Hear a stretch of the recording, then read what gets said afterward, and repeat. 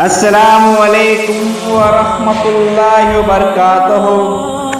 नाज़रीन इकराम, Islamic TV इस channel को अभी तक जिन्होंने सब्सक्राइब नहीं किया है, बराए मेहरबानी इस चैनल को सब्सक्राइब ज़रूर करें और हर दिन की अपडेट के लिए इसके साथ ही एक बेल, एक घंटी का निशान आएगा, उसे आप ज़रूर प्रेस करें और उसे दबाकर आप हमारे साथ ताउन फरमाएं। अल्लाह के दीन की दावत और लोगों तक पहुंचाने के लिए इस वीडियो को जरूर लाइक, शेयर, कमेंट और सब्सक्राइब करें।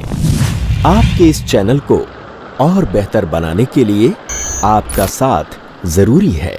और मजीद वीडियोस को देखने के लिए आप हमारे YouTube चैनल को सब्सक्राइब करें। फजज़ाकुमुल्लाहु खैरन। जी अस्सलाम वालेकुम रहमतुल्लाहि व बरकातुहू। आपका जो सवाल है कि सुन्नत और हदीस में क्या फ़र्क है, तो जी हदीस और सुन्नत में कोई फ़र्क नहीं है, दोनों एक ही माने में बोले जाते हैं। अहलुल हदीस के पास जो अहलुल हदीस के उसूल हैं उसमें एक ही माने में बोले जाते हैं, लेकिन कुछ लोगों ने सुन्नत और हदीस को इस तरह से अवाम में फ़र्क दिखाकर वो हदीस से लोगों को नफ़रत दिलाते हैं। और जो लोग अहले हदीस अपना नाम रखकर हदीस नबवी पर अमल करने की जो दावत देते हैं, तो उनसे नफ़रत दिलाने के लिए लोगों में ये कहते हैं कि जी हम सुन्नत पर अमल करते हैं, हदीस पर अमल नहीं करते। और सुन्नत अमल करने के लिए होती है और हदीस अमल करने के लिए नहीं होती, पढ़ने के लिए। ये इख्तिलाफ़ जो इस्तिलाह में लोगों को दिखाकर सुन्नत नबवी से या हदीस नबवी से नफ़रत दिलाते हैं, और उन लोगों को जो अपने आप को अहले हदीस कहते हैं उनसे मुतनफ़िर करना और हदीस नबवी पर अमल करने वालों से नफ़रत दिलाना एक मकसद होता है जिसके लिए वो लोग करते हैं। वैसे इल्मी तौर पर सुन्नत और हदीस में कोई ज़्यादा फ़र्क नहीं है, बल्कि सुन्नत और हदीस कभी एक ही माने में बोले जाते हैं और कभी अलग माने में भी बोला जाता है। और जिनमें एक ही माने में जो बोले जाते हैं उनमें से नंबर एक ये है कि नबी करीम सल्लल्लाहु अलैहि वसल्लम के अक़वाल और आपके अफ़आल और आपकी तक़रीरात, उन तमाम को एक ही माने में हदीस भी कहा जाता है और सुन्नत नबवी भी कहा जाता है। और उसूल हदीस जो अहले हदीस के उसूल हैं किताबों में, बग़ैर किसी क़ैद के कि नबी करीम सल्लल्लाहु अलैहि वसल्लम से जो चीज़ साबित है वो एक ही माने में सुन्नत और हदीस एक ही माने में बोला जाता है। अलबत्ता इसमें वो आपके सिफ़ात ज़ातिया, औसाफ़ ज़ातिया जो नबी अलैहिस्सलाम के हैं वो उसमें दाखिल नहीं करते, और आपके अक़वाल, आपके अफ़आल, आपकी तक़रीरात नबविया सब इसके अंदर सुन्नत और हदीस एक ही माने में बोला जाता है, जैसा कि उलूमुल हदीस के अंदर लिखा हुआ है।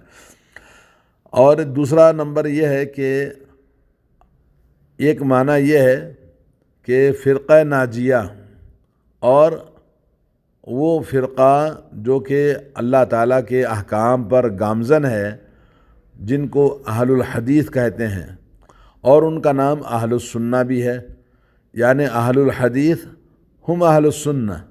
ये दोनों एक ही माने में जो सुन्नत पर अमल करते हैं वो अहले हदीस भी हैं, और जो अहले सुन्ना है वही अहले सुन्नत, वही अहले हदीस हैं जी। और इसी तरह से नंबर 3 ये है कि जो किताबें जिसमें आसार मरफूआ, यानी वो अहादीस जो मरफूआ हैं, मौक़ूफ़ा हैं और अक़वाल सलफ़ सालिहीन हैं, जिनको कुतुब हदीस कहा जाता है और उनको कुतुब सुन्नत भी कहा जाता है, तो इस तरह से ये एक ही माने में बोले जाते हैं, लेकिन लोगों में कन्फ्यूज़न पैदा करने के लिए लोग अलग अलग करके दिखाते हैं। अब आइए दूसरे नंबर पर हम देखते हैं कि अलग अलग माने में कैसे बोला जाता है। नबी करीम सल्लल्लाहु अलैहि वसल्लम का जो भी तरीक़ा है उसको, वो तरीक़ा जिसमें अमली तौर पर तमाम हयात ज़िंदगी में आपने जो अमल किया है, आपका जो तरीक़ेकार रहा है, जिस पर आपने ज़िंदगी गुजारी है, उसको सुन्नत कहा जाता है। और मुमकिन है कि बाज़ वक्त इस्तिलाह में उसको हदीस नहीं कहते हैं। جیسے علامہ سید سلیمان ندوی نے کہا کہ حدیث وہ ہر واقعہ جو کہ نبی علیہ الصلوۃ والسلام کی طرف منسوب کیا جائے، اگرچہ آپ نے زندگی میں ایک مرتبہ ہی کیا ہو اور اگرچہ ایک ہی شخص نے اس کو روایت کیا ہو، لیکن سنت حقیقت میں یہ ہے کہ جس پر عمل متواتر ہو، یعنی نبی علیہ الصلوۃ والسلام کے عمل کی کیفیت ہم تک متواتر طریقے سے منقول ہو، اور نبی علیہ الصلوۃ والسلام نے اس پر عمل کیا، پھر آپ کے بعد صحابہ کرام نے عمل کیا، پھر اس کے بعد تابعین نے عمل کیا، اسی طرح سے ان کے بعد والوں نے، تو یہ عمل متواتر کو سنت کہتے ہیں، اگرچہ کہ وہ لفظی طور پر متواتر نہ ہو لیکن عملی طور پر متواتر ہے تو اس کو سنت کہا جاتا ہے۔ اور یہ کتاب اللہ اور نبی علیہ الصلوۃ والسلام کے قول سے ہی یہ دلیل لی گئی ہے، جیسے ترکت فیکم امرین لن تضلوا ما تمسکتم بہما کتاب اللہ و سنت رسولہ، میں تمہارے درمیان دو چیزیں چھوڑے جا رہا ہوں، ان دونوں کو جب تک مضبوطی کے ساتھ پکڑے رہو گے کبھی گمراہ نہیں ہوتے، ایک اللہ کی کتاب ہے اور دوسرا میری سنت ہے یا رسول اللہ کی سنت ہے۔ تو یہ مسلمانوں کے نزدیک چاہے کوئی بھی ہو، کتنا ہی بڑا مسلمان کیوں نہ ہو، تو جس نے نبی علیہ الصلوۃ والسلام کی سنت کو چھوڑتا ہے یا مخالفت کرتا ہے تو اس کا اسلام میں کوئی حصہ نہیں ہے، بلکہ اسلام کے اندر سنت ہر نبی سے جو بھی ثابت ہے اس پر عمل کرنا اس پر لازم ہے۔ اور اسی طرح سے نمبر 2، سنت کہتے ہیں اس مقدار سنت کو جو شریعت میں ثابت ہے، جتنا ثابت ہے نبی سے اتنا ہی عمل کیا جائے، اس میں نہ اضافہ کیا جائے نہ اس کو گھٹایا جائے، تو اس کو سنت کہتے ہیں کہ تثبت علی الدین، دین کے اندر ثابت قدمی سنت کے مطابق، تو اس کو سنت کہتے ہیں، وہاں حدیث نہیں کہیں گے۔ جیسے کہ عبد الرحمن بن مہدی کا مشہور قول ہے کہ سفیان ثوری امام فی الحدیث، یعنی وہ علم حدیث میں بڑا مقام رکھتے ہیں، اور لیکن وہ امام فی السنہ نہیں ہے، ان کو امام فی السنہ نہیں کہا جائے گا۔ اور امام اوزاعی امام فی السنہ ہے اور وہ امام فی الحدیث نہیں ہے۔ اور امام مالک ابن انس رحمۃ اللہ علیہ کو کہا کہ امام فی السنت والحدیث جمیعا، کہ وہ حدیث اور سنت کے دونوں پر عمل کرنے والے، یعنی علم حدیث میں بھی وہ مقام رکھتے ہیں اور عمل فی الحدیث کے سنت کے اندر بھی وہ برابر کا مقام رکھتے ہیں۔ تو آئیے ایک جو مشہور کتاب ہے اصطلاح حدیث کی، جس کے مصنف ہیں ابو عمر بن صلاح، بعض لوگوں نے اس میں لکھا ہے کہ بعض لوگوں نے امام مالک سے پوچھا کہ سنت اور حدیث دونوں کو جمع کرنے پر دونوں میں فرق کیا ہوتا ہے؟ تو امام مالک رضی اللہ تعالیٰ عنہ نے جواب دیا، یہاں سنت جو بولا جاتا ہے تو بدعت کے مقابل میں بولا جاتا ہے، کیونکہ انسان اہل حدیث ہوتا ہے مگر وہ مبتدع یعنی بدعت کا مرتکب ہوتا ہے۔ اور امام مالک رضی اللہ عنہ نے دونوں چیزوں کو جمع فرمایا، یعنی دونوں سنتوں کو جمع فرمایا، تو اس لیے امام مالک کو اہل الحدیث اور اہل السنہ بھی کہا جاتا ہے۔ تو عالم بالسنہ اور یعنی حدیث کے عالم ہیں، وہ معتقد للسنہ، اور ان کا عقیدہ سنت کا عقیدہ ہے، یعنی ان کا مذہب اہل حق غیر مبتدعہ، یعنی وہ بدعت سے بالکل پاک صاف سنت پر۔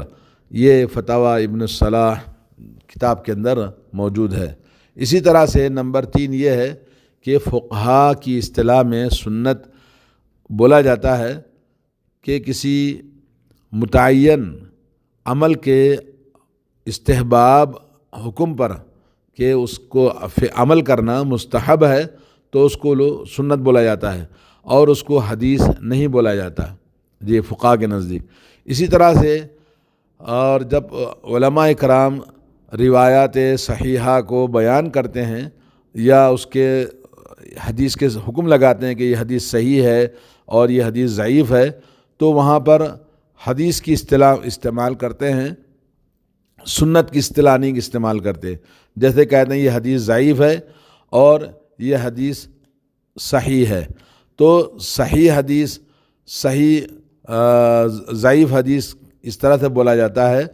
ضعیف سنت یا ضعیف صحیح سنت نہیں کہا جاتا ہے، بلکہ جو نبی علیہ الصلاۃ والسلام سے احادیث ثابت ہیں وہ کبھی اس کو یہ حدیث مخالف للسنہ، یعنی یہ سنت عام جو نبی علیہ الصلاۃ والسلام کی سنت کے مخالف ہے، تو یہ سنت اور اجماع کے خلاف ہے، اس طرح سے کبھی بولا جاتا ہے اصطلاح حدیث میں. تو اصطلاحات کا فرق ہے، لیکن اعتقاد میں، عمل میں اہل حدیث جو نبی کریم صلی اللہ علیہ وسلم سے ایک بار ثابت ہو یا احادیث احاد ہو تو ان سب کو سنتی کہا جائے گا. اور یہ فقہا کے اصول سے ہٹ کر موجودہ دور میں جو مخالفت میں لوگوں نے مختلف اصطلاحات بنا کر اور لوگوں کو بھٹکانے کے لیے، نفرت دلانے کے لیے نبی کی احادیث سے، اگرچہ آپ نے کسی ایک حدیث پر، ایک بات پر ایک ہی مرتبہ زندگی میں عمل کیا ہے، لیکن اس کو ہمارے لیے نمونہ ہے. اللہ تعالیٰ نے قرآن کریم میں ہمیں حکم دیا کہ نبی کی ہم اتباع کریں. تو مطلب یہ کہ نبی نے ایک بار عمل کیا ہے تو کیا وہ ہمارے لیے دلیل نہیں ہے عمل کرنے کے لیے؟ تو یہ لوگوں کو صرف بھٹکانے کے لیے، غلط عقیدہ لوگوں کو پیدا کرنے کے لیے اس طرح سے لوگوں میں عام کیا جاتا ہے کہ یہ سنت پر عمل کرنے کے لیے نہیں ہے، بلکہ یہ حدیث ہے، حدیث پر عمل نہیں کیا جاتا. یہ سب یعنی غیر مناسب لوگوں کے کہنے کی باتیں ہیں، ورنہ حقیقت میں دونوں ایک ہی چیز ہے. جی السلام علیکم. اور اس میں لمبی علمی بحث اور بھی ہو سکتی ہے، لیکن یہ کہ مختصر، جیسے ایک صاحب نے مولانا مکی حجازی کا ایک ویڈیو بھیجا کہ جس میں وہ حرم میں بیٹھ کر، حرم مکی میں بیٹھ کر یہ تقریر کر رہے ہیں کہ سنت عمل کرنے کے لیے ہوتی ہے اور حدیث پڑھنے کے لیے ہوتی ہے، عمل کرنے کے لیے نہیں ہوتی. انہوں نے دلیل دی کہ نبی کریم صلی اللہ علیہ وسلم نے ایک مرتبہ کھڑے ہو کر پیشاب کیا. عام طور پر یہ علماء جو مذہب حنفی سے تعلق رکھتے ہیں وہ اس بات کو لے کر آتے ہیں کہ اللہ کے نبی نے کھڑے ہو کر پیشاب کیا، تو کیا آپ ہمیشہ کھڑے ہو کے پیشاب کریں گے؟ نعوذ باللہ. تو نبی کریم صلی اللہ علیہ وسلم کی حدیث کا مذاق اڑاتے ہیں اور کہتے ہیں کہ جی کھڑے ہو کر آپ بھی پیشاب کیجئے. کتنی گندی بات ہے، نبی کے دین کا مذاق اڑانا، نبی کا مذاق اڑانا ہے. ایسا کہنے والے خاص طور پر اتنے بڑے عالم ہو کر حرم کے اندر بیٹھ کر نبی کا مذاق اڑاتے ہیں اور کہتے ہیں کہ یہ حدیث ہے، عمل کرنے کے لیے نہیں ہے. کیوں نہیں ہے عمل کرنے کے لیے؟ جب نبی نے کھڑے ہو کر ایک ضرورت پر پیشاب کیا ہے تو انسان جب بھی بیٹھنا اس کے لیے مشکل ہو تو اس کے لیے کیا وہ بیٹھ کے پیشاب کر سکتا ہے کہ نہیں کر سکتا ہے؟ بالکل کر سکتا ہے، جیسے اللہ کے نبی نے ایک مرتبہ ہی ہمیں مثال دی ہے. ویسے بہت ساری احادیث ہمیں ملیں گی جو کبھی آپ نے یہ عمل کیا تو ہمارے لیے وہ عمل ہے. اور اسی طرح سے انہوں نے ایک اور مثال دی، کہا کہ حضرت عبداللہ بن زبیر حضرت عائشہ کے پاس آئے اور کہنے لگے کہ کیا نبی علیہ الصلاۃ والسلام نماز کو جانے سے پہلے وضو بنانے کے بعد آپ نے کبھی اپنی بیویوں کو بوسہ دیا ہے؟ تو حضرت عائشہ کہنے لگی کہ ہاں، کبھی وہ نماز کو جانے سے پہلے وضو بنانے کے بعد میں اپنی بیوی کو بوسہ دیتے تھے. تو اس بات کو انہوں نے یہ مذاق بنایا کہ اس کا مطلب یہ ہوا کہ یہ حدیث ہے، عمل کرنے کے لیے نہیں ہے. تو اس کا مطلب یہ ہوا کہ اگر یہ سنت مانیں گے تو اس کا مطلب یہ ہوگا کہ جو بھی آدمی وضو بنائے گا تو سب سے پہلے اپنی بیوی کا بوسہ لے، اس کے بعد نماز کو جائے. اعوذ باللہ من الشیطان الرجیم. کیسے لوگوں کو گمراہ کرتے ہیں اور بھٹکاتے ہیں لفظی الفاظ کے کھیل میں، اور نبی علیہ الصلاۃ والسلام کی سنتوں سے نفرت دلانا ان کا مقصد ہے. اور جو لوگ اہل حدیث اپنے آپ کو کہتے ہیں، حدیثوں کا اہتمام کرتے ہیں اور حدیث پر عمل کرنے کی دعوت دیتے ہیں، ان سے نفرت دلانا مقصد ہوتا ہے. جبکہ آدمی کبھی اپنی بیوی کا بوسہ دیتا ہے وضو کرنے کے بعد میں تو اس کا وضو ٹوٹے گا کہ نہیں ٹوٹے گا؟ دلیل ہے کہ بھئی نہیں ٹوٹے گا، جس طرح کہ اللہ کے نبی صلی اللہ علیہ وسلم نے اپنی بیویوں کو بوسہ دیا ہے. جیسے حالت روزے میں آپ نے اپنی بیوی کو بوسہ دیا، بیوی سے لگ کے آپ سوئے، تو اللہ کے نبی صلی اللہ علیہ وسلم کا یہ عمل ایک مرتبہ ہی کیوں نہ ہو، ہمارے لیے سنت بھی ہے اور دلیل بھی ہے عمل کرنے کے لیے. تو کیا یہ عمل کرنے کے لیے نہیں ہے؟ تو اس طرح سے لوگوں میں بس الفاظ سے کھیلتے ہیں اور لوگوں کو بھٹکاتے ہیں، اور اللہ تعالیٰ ہدایت دے سب کو سنت پہ عمل کرنے کی، حدیث پہ عمل کرنے کی۔ اللہ تعالیٰ ہم سب کو اہل الحدیث، اہل حدیث کا معنی رسول اللہ صلی اللہ علیہ وسلم کی ہر وہ سنت، ہر وہ حدیث جو آپ سے ثابت ہو، منسوب ہو، صحیح طریقے سے ثابت ہو، وہ ہمارے لیے نمونہ ہے، عمل ہے، اور اس پر قیامت تک عمل کیا جائے گا۔ اللہ تعالیٰ ہم سب پر رحم فرمائے۔ السلام علیکم۔